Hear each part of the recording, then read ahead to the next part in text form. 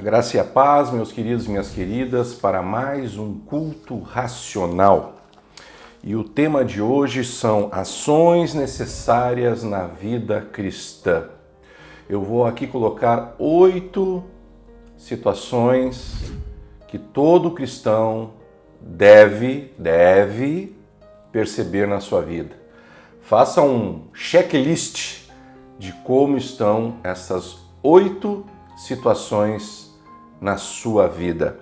Há um texto em Lucas 2:40 que fala sobre Jesus, né? E o menino crescia e se fortalecia em espírito, cheio de sabedoria, e a graça de Deus estava sobre ele. Lucas 2:40. E no mesmo capítulo de Lucas 2, no verso 52, diz assim: E crescia Jesus em sabedoria e em estatura e em graça para com Deus e os homens. Aqui este texto está falando do crescimento de Jesus, tanto o crescimento humano como o crescimento mental, né, de conhecimento, de sabedoria, mas muito mais espiritual, porque Jesus ia crescendo na graça de Deus, porque Deus estava com ele. Eu separei aqui 8 coisas, preste bem atenção, eu vou ser rápido em cada uma delas, mas é importante. A primeira delas é salvação. Gente, não tem como não iniciar uma vida cristã falando de salvação, ok? Não tem como.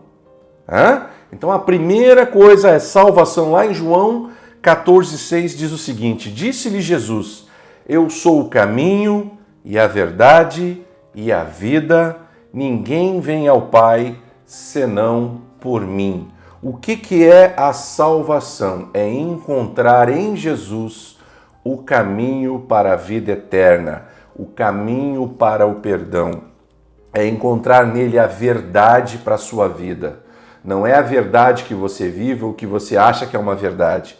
É a verdade de Cristo Jesus sobre a tua vida e é a própria vida. Vida eterna. Amém? Então a primeira coisa é salvação. Você não vai chegar nas outras 7 se não começar pela salvação. A salvação ela é muito simples.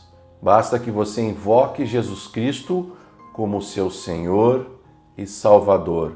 Uma oração muito simples em que você diz: Jesus Cristo, eu agora te invoco em espírito e verdade, entra na minha vida, perdoa os meus pecados e eu quero que tu me ajudes a aprender mais de ti e ser transformado por ti, em nome de Jesus.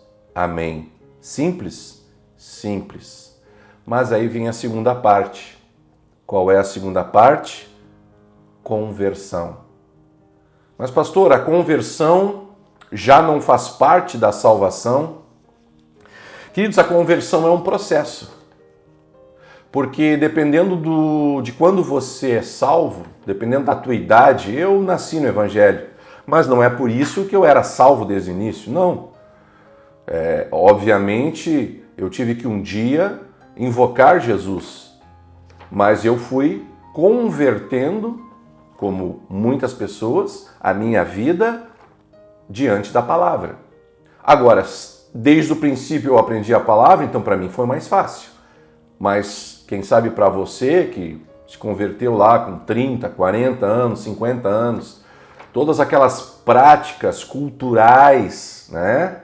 O dia a dia que você tinha, você precisa se converter. E ali em Ezequiel 18:21 diz assim: Mas se o ímpio se converter de todos os pecados que cometeu e guardar todos os meus estatutos e proceder com retidão e justiça, certamente viverá, não morrerá. Então a conversão é você de todos os pecados, de todos os erros, de todas as falhas que você cometeu, você ter entendimento e não as praticá-la mais. Não pratica mais. Então você começa a mudança, isto é conversão, ok? É a mesma coisa se você estiver com um carro na estrada, indo para uma cidade, e daqui a pouco você lembra, esqueci do principal, né? Você faz a conversão na estrada para voltar de onde você veio.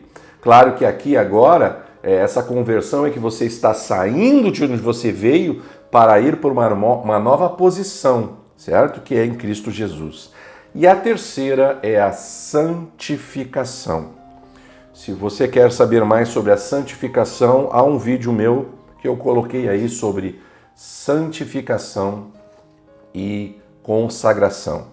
Lá em Hebreus 12, 14 diz: segui a paz com todos e a santificação, sem a qual ninguém verá o Senhor. O que é a santificação? Eu vou virar um santo, pastor. Né? Não, queridos, a santificação é o seguinte, é você ter a sua vida sempre consciente que eu não posso cometer pecados, que eu não devo fazer coisas erradas, que eu preciso todos os dias, mãos limpas, um coração puro, Eu não vou planejar a minha vida para o mal, mas eu vou buscar sempre a santificação, ok?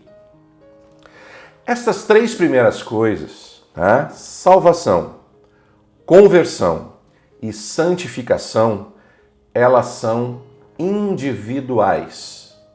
Essas três coisas, volto a dizer, salvação, conversão e santificação, é individual, é com você. Eu vou tratar dessas coisas, você vai tratar dessas coisas.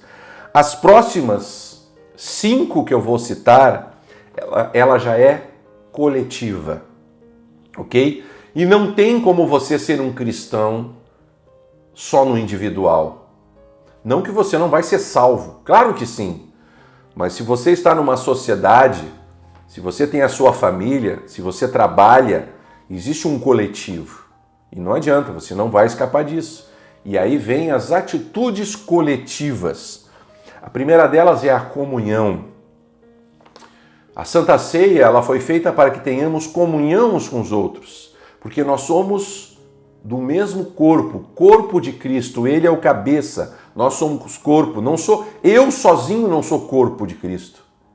Juntamente eu e todos os outros que tiveram salvação, conversão e santificação. E aí vem a comunhão. E lá em 1 Coríntios 10,16 diz o seguinte: porventura o cálice de bênção que abençoamos não é a comunhão do sangue de Cristo? O pão que partimos não é, porventura, a comunhão do corpo de Cristo? Então, queridos, você não pode ficar isolado. Você não pode. Até porque a Bíblia toda, ela traz momentos em que diz assim, onde 2 ou mais estiverem reunidos, ali eu estarei. 2 ou mais, não é só você, ok? Eu não estou dizendo que você não vai ter comunhão com Deus. Sim, vai ter. Você vai fazer a sua oração lá no seu quarto, Deus vai te ouvir? Vai. Mas Deus não fez você para ficar sozinho. Então, no momento da oração, da intercessão, do apoio, da ajuda, quando Jesus chamou os 70 para evangelizar, ele disse, vão de 2 em 2. Por que 2? Porque sempre um vai estar apoiando o outro. Sempre. A necessidade da comunhão na vida cristã é extremamente importante, certo? Você vai ver na palavra que sempre há um discipulador e um discípulo. Sempre há um mestre e um aluno. Sempre há um pastor e uma ovelha. Sempre, esta é a comunhão. E um ajuda o outro. Como é que eu poderia ser pastor de uma igreja se não tivesse pessoas na igreja? E como é que as pessoas estariam na igreja se não tivesse um pastor para ensinar as Escrituras? Então sempre somos dois. A Bíblia também fala que quando dois concordam na terra, ele concorda nos céus, ok? Então é importante a comunhão, que é a quarta situação. Volto a falar, a primeira é salvação, a segunda é conversão, a terceira é santificação, essas três no âmbito individual. E começa o âmbito coletivo, e o primeiro deles é a comunhão. Qual é o quinto? A edificação. Lá em Colossenses 2,7 diz o seguinte: arraigados e edificados nele e confirmados na fé, assim como fostes ensinados, nela abundando em ação de graças. A edificação é o crescimento. E eu acabei de falar, né? Se você é uma ovelha, você precisa de um pastor. Se você é discípulo, você precisa de um mestre. Por quê? Porque esta edificação ela é realizada desta forma. Alguém vai explicar a Bíblia para você. Isto aconteceu várias vezes nas Escrituras. Pedro foi chamado para ensinar, não é? Os apóstolos, os discípulos, todos eles. A Bíblia fala de várias pessoas que ensinaram outros o caminho do Senhor. E assim nós vamos sendo edificados. A sexta, e aí nesta sexta pode ser algo que você ainda não tenha percebido, mas é a posição. Posição. Então vamos lá, 1 Timóteo 3,13. Porque os que servirem bem como diáconos adquirirão para si uma boa posição e muita confiança na fé que há em Cristo Jesus. 1 Timóteo 3,13. Eu vou repetir. Porque os que servirem bem como diáconos adquirirão para si uma boa posição e muita confiança na fé que há em Cristo Jesus. Pastor, então você está dizendo que eu tenho que ser diácono? Não, amado, não é isto. Eu apenas peguei um versículo para que você tenha um entendimento de uma das posições que a Bíblia fala. Mas por que você tem que ter uma posição? Como é importante quando você chega num lugar, qualquer lugar. Pode ser lá na empresa onde você trabalha. Primeira vez que você foi. E aí você chegou, primeiro dia de trabalho, e você não sabe de nada, você não conhece o lugar, você não conhece as pessoas, você não conhece a posição das pessoas, e alguém vem e começa a te colocar te posicionando sobre a empresa. Olha, esta empresa faz isso, aqui vai ser a sua mesa de trabalho, aquele ali é o seu chefe, já vou lhe apresentar, mas eu quero te mostrar qual é o teu serviço. Isto é o posicionamento. E aí quando você já está posicionado, um dia vai chegar alguém no primeiro dia de emprego e você vai ser essa pessoa que vai apresentar a empresa. Então, queridos, mas isso é como se eu fosse um evangelista. Não, queridos, a posição é o seguinte, é você ter a responsabilidade. Como aqui os diáconos estavam posicionados com muita confiança. Então, você será um homem ou uma mulher em que as pessoas vão poder confiar em você. Confiar porque você está bem posicionado. Veja, eu falei de edificação, você está aprendendo. Posicionado, você já aprendeu. Você já sabe o que fazer. Ok, gente? Qualquer dúvida, mande uma mensagem pelo e-mail, pelo WhatsApp. Eu estou aqui a toda disposição para lhe explicar melhor. Qual é a sétima? E aí vem as duas últimas que são muito importantes na vida de um cristão. Mas elas não chegam se você não tiver a posição, a edificação, a comunhão, a santificação, a conversão e a salvação. Eu quero falar de unção. Unção. Eu tenho falado aqui dons espirituais, experiências espirituais, batismo no Espírito Santo, e algumas pessoas, pastor, eu quero, mas eu senti de dar esta aula hoje aqui para vocês, tá? Me permita ser o seu mestre neste tema, né, de ações necessárias na vida cristã. Ah, eu quero ter unção, certo? Mas para que você quer ter unção se você não tem uma posição? Eu sou pastor. Eu preciso da unção pela posição que eu tenho. Você pode ser evangelista, ministro de louvor, intercessor, né? O que você é? Qual é a sua posição? O que você aprendeu, foi edificado para chegar na unção? Certo? E aqui diz em Êxodo 29:7: e tomarás o azeite da unção e o derramarás sobre a sua cabeça, assim o ungirás. O que é isso? É quando você tem um chamado, porque você já tem uma posição. Veja bem, quando eu fui ungido pastor, não é que eu já não o fizesse. Por quê? Porque eu já liderava. Eu já ministrava sobre as vidas das pessoas. Eu só não tinha a unção de pastor.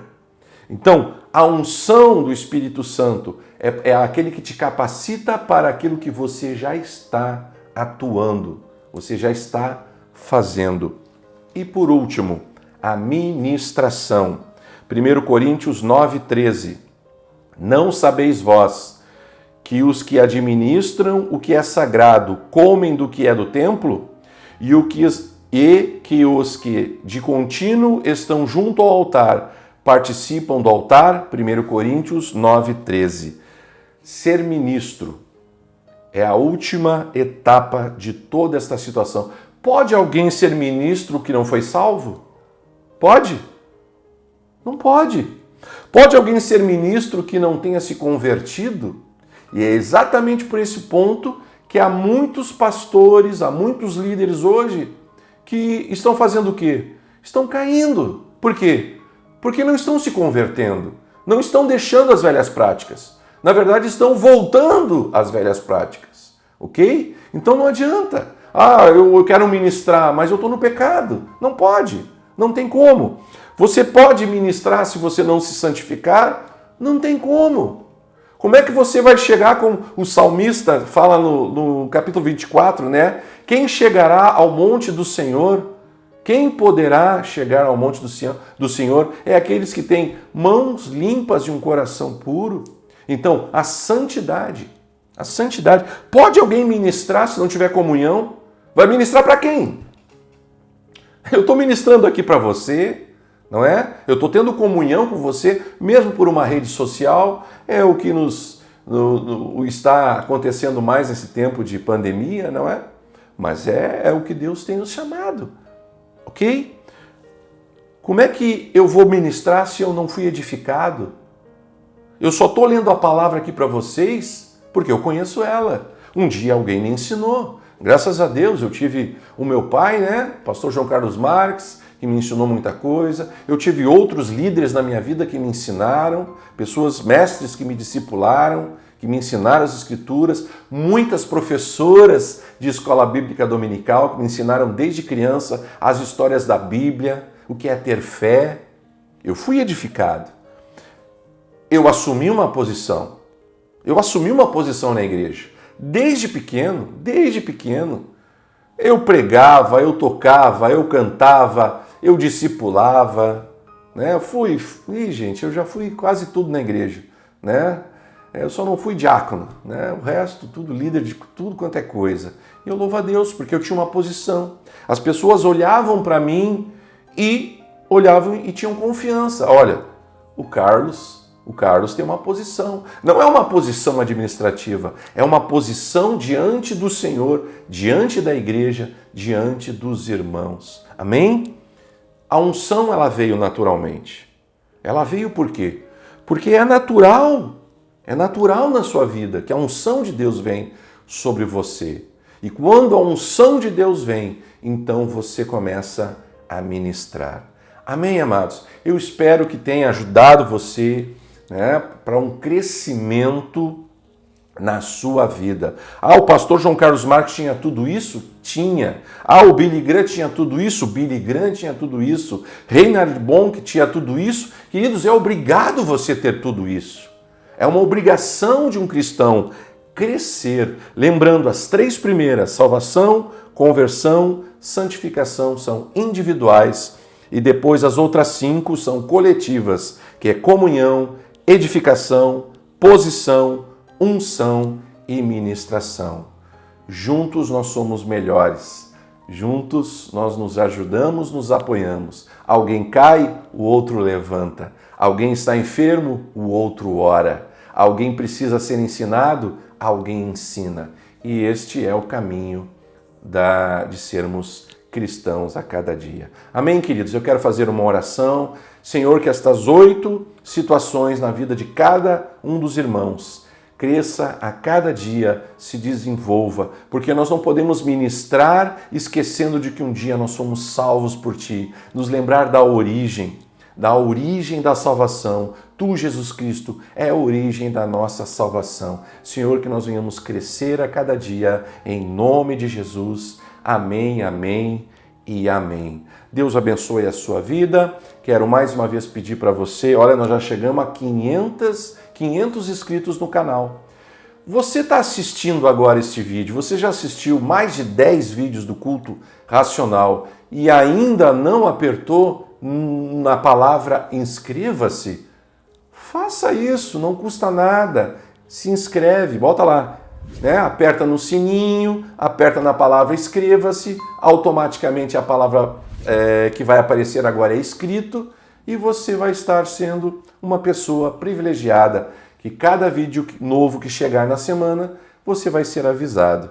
Se você gostou do vídeo, dê um joinha, tá? Isso é importante.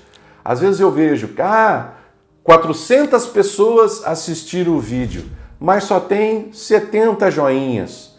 Gente, eu fico pensando, será que as outras não gostaram? Né? Por favor, dê um joinha, não custa nada também. Quando você estiver assistindo o vídeo, você já clica ali, né? Tanto no inscrever-se quanto no joinha. Agora, o principal são 2 coisas. Uma é você mandar uma mensagem, caso você tenha dúvida, pedidos de oração, eu estou à disposição de você.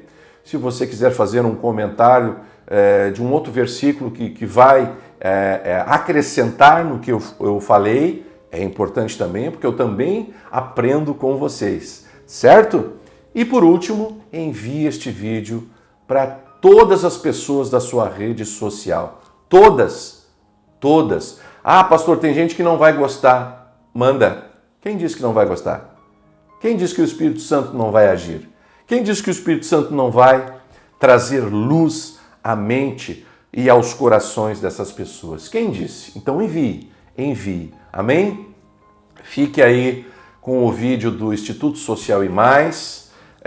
Eu quero agradecer as pessoas que têm ajudado, têm apoiado, principalmente agora no Natal, não é? Que nós vamos precisar bastante.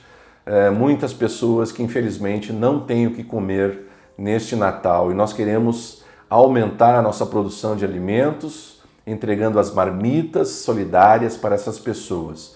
Também, se você quiser enviar recursos através da conta, está aí no vídeo também.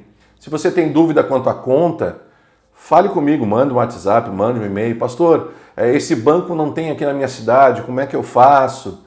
A gente conversa, né? E a gente sempre dá um jeito de você poder ajudar. Ok, amados? Eu quero agradecer. Sabe, se você enviar R$1, eu ficarei extremamente feliz. E eu quero te abençoar em nome de Jesus. Amém, amém e amém.